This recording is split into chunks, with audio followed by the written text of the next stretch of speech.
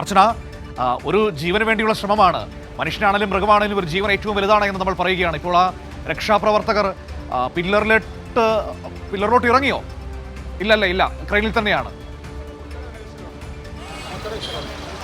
നേരത്തെ നോക്കിയ ഭാഗത്ത് നിന്നപ്പോൾ മറുഭാഗത്തേക്ക് മാറിയിട്ടുണ്ട്. കാരണം അവിടെ അതായത് നേരത്തെ നോക്കിയ ഭാഗത്ത് നിന്നപ്പോൾ മറുഭാഗത്തേക്ക് മാറിയിട്ടുണ്ട്. കാരണം അവിടെ പൂച്ചയെ കാണാൻ സാധിച്ചില്ല. അതുകൊണ്ട് തന്നെ റോഡിന്റെ ഇപ്പുറത്തെ സൈഡിലേക്ക് മാറി നിന്നാണ് ഇപ്പോൾ പരിശോധന തുടരുന്നത്. എന്തായാലും പൂച്ച എങ്ങോട്ട് പോയി എന്നതാണ് പ്രധാനമായും നമ്മൾ ചോദ്യചിഹ്നമായി നിൽക്കുന്നത്. കാരണം ഇതൊരു നീളമുള്ള പില്ലറാണ്. നമുക്ക് ഈ ദൃശ്യങ്ങളിൽ കണ്ടാൽ അറിയാം, വലിയ നീളമുള്ള പില്ലറാണ്. അതിൽ ഏത് ഭാഗത്ത് വേണമെങ്കിലും പൂച്ചയ്ക്ക് മാറി നിൽക്കാൻ കഴിയാവുന്നതാണ്. അതുകൊണ്ട് തന്നെ എങ്ങോട്ടാണ് ഈ പൂച്ച പോയത് അല്ലെങ്കിൽ മാറിയതെന്ന് കണ്ടെത്താൻ കഴിഞ്ഞിട്ടില്ല. അതുകൊണ്ട് തന്നെ ഇപ്പോഴും പരിശോധന തുടരുകയാണ്.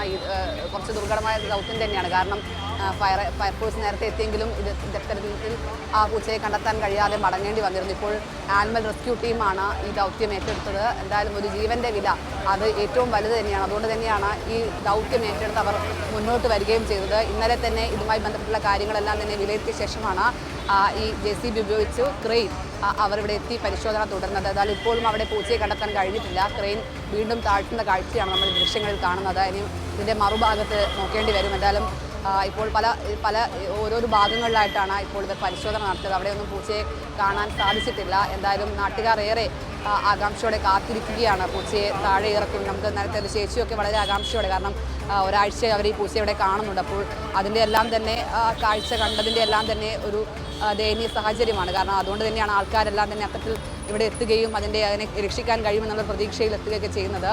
എന്തായാലും ഇത് ഒരു വലിയ പില്ലറാണ്. അതുകൊണ്ട് തന്നെ അത് എങ്ങോട്ട് പോയി എന്നത് ഇപ്പോഴും അനിശ്ചിതത്വമാണ്. അതുകൊണ്ട് തന്നെയാണ് JCB ഇങ്ങനെ ഓരോ ഭാഗങ്ങളായി തിരിഞ്ഞ് ഈ ക്രെയിൻ ഉയർത്തേണ്ടി വരുന്നൊരു സാഹചര്യം ഉണ്ടാകുന്നത്.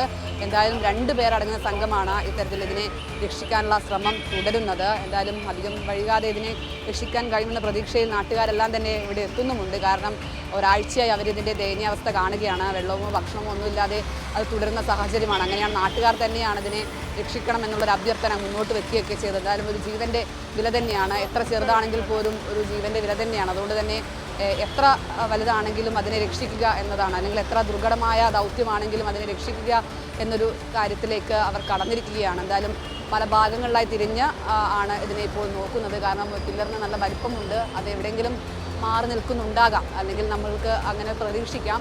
എന്തായാലും അധികം വൈകാതെ തന്നെ കണ്ടെത്താൻ കഴിയുമെന്ന് തന്നെയാണ് നമ്മൾ കാത്തിരിക്കുന്നത്. നേരത്തെ ഇതിൻ്റെ പൂച്ചയെ കാണുന്ന ദൃശ്യങ്ങളെല്ലാം തന്നെ സോഷ്യൽ മീഡിയയിൽ പ്രചരിച്ചിരുന്നു. അതായത് മെട്രോ പില്ലറിന് മുകളിലൂടെ അത് നോക്കുന്ന കാഴ്ചയൊക്കെ കണ്ടതാണ്. അതൊരു ദയനീയമായ കാഴ്ച കണ്ടിട്ടാണ് നാട്ടുകാരെല്ലാം തന്നെ ഇത് അറിയുന്നതും ആളുകളെല്ലാം തന്നെ ഇവിടെ എത്തുകയൊക്കെ ചെയ്യുന്നത്.